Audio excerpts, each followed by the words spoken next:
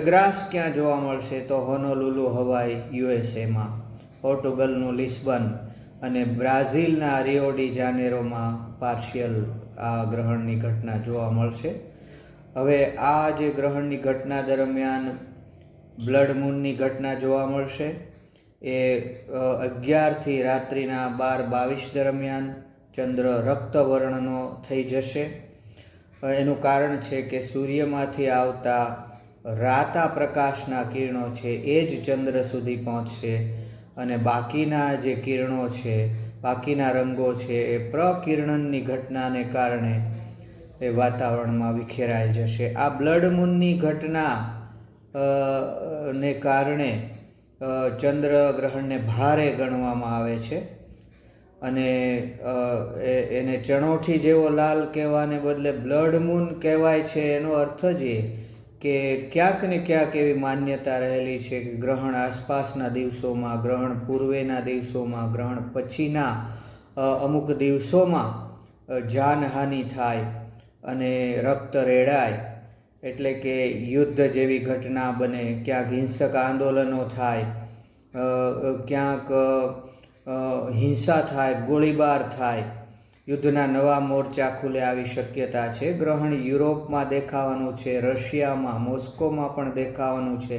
એનો અર્થ એ કે યુરોપ અને રશિયા વચ્ચે આગામી દિવસોની અંદર યુદ્ધ કે મોટે પાયે સંઘર્ષ થાય તો નવાય નહીં.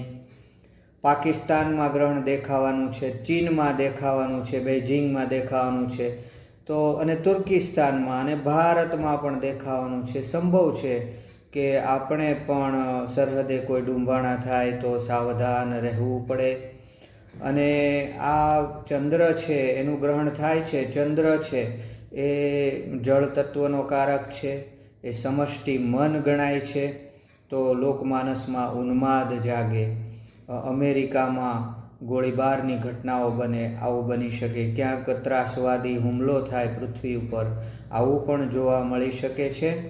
અને કુદરતી આપદાઓ જેમ કે ભૂકંપ, એ પણ આવી આપદાઓ પણ ગ્રહણ આસપાસ જોવા મળતી હોય છે. અફઘાનિસ્તાનમાં ગ્રહણના થોડા દિવસ પૂર્વે ભૂકંપ થયો આપણે જોયું. હજુ પણ ચંદ્રગ્રહણ અને સૂર્યગ્રહણની વચ્ચે આવી ભૂકંપ જેવી ઘટનાઓ, પૂર પ્રકોપ જેવી ઘટનાઓ જોવા મળી શકે છે. સૂર્યગ્રહણ આગામી 21 સપ્ટેમ્બરે છે, તો એની પણ અસરો રાજકીય રીતે જોવા મળશે. સંભવ છે કે દેશના અમુક રાજ્યોની અંદર સત્તા પરિવર્તન થાય. એમાં ગુજરાતમાં ખાસ આ ગ્રહણની અસર જોવા મળે. એમાં પ્રધાનમંડળમાં કોઈ ફેરફારો થાય એવી શક્યતા મને જણાઈ રહી છે. બાકી તો જે સિસ્ટમ બંગાળની ખાડીમાંથી મધ્યપ્રદેશ થઈને ગુજરાત ભણી, રાજસ્થાન ભણી પોતાનો પ્રભાવ પાથરી રહી છે, એને કારણે ગુજરાતની અંદર ખાસ કરીને રાજસ્થાનને અડીને આવેલા ઉત્તર ગુજરાતના અમુક શહેરો, મધ્યપ્રદેશને અડીને આવેલ પૂર્વ ગુજરાતના શહેરો અને મધ્ય ગુજરાત સુધી ખૂબ સારો વરસાદ પડે, ક્યાંક અતિવૃષ્ટિ થાય એવી શક્યતા છે. દક્ષિણ ગુજરાતમાં પણ ભારેથી અતિભારે વરસાદ જોવા મળી શકે છે. સૌરાષ્ટ્રમાં પણ ખૂબ વરસાદ પડી શકે છે.